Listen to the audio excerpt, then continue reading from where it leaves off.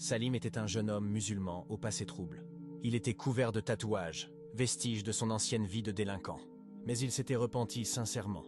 Il commença à fréquenter la mosquée. Il se mettait toujours au premier rang, pleurant pendant le Coran. Un jour, un ancien de la mosquée, Hadj Omar, le vit. Omar était pieux, mais dur. Il vit les tatouages sur les bras de Salim. Omar le poussa. « Et toi, va derrière. Le premier rang est pour les gens purs, pas pour les voyous tatoués. » Salim, humilié, baissa la tête et alla s'asseoir tout au fond, près des chaussures. Il pria en sanglotant, le cœur brisé, demandant à Allah « Suis-je vraiment indigne de ta maison ?» Le lendemain, Hadj Omar ne vit pas Salim à la prière de l'aube. Il pensa, il a abandonné.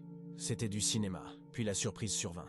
Mais avant de te dire ce qui s'est passé, si tu sais qu'Allah regarde les cœurs et non les apparences, et qu'un repentir sincère efface tout, appuie sur like, abonne-toi et dis Astaghfirullah en commentaire et partage.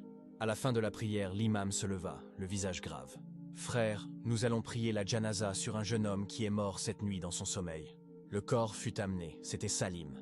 L'imam dit « Ce jeune homme m'a appelé hier soir en pleurs. Il m'a dit qu'on l'avait chassé du premier rang et il avait peur qu'Allah ne veuille pas de lui.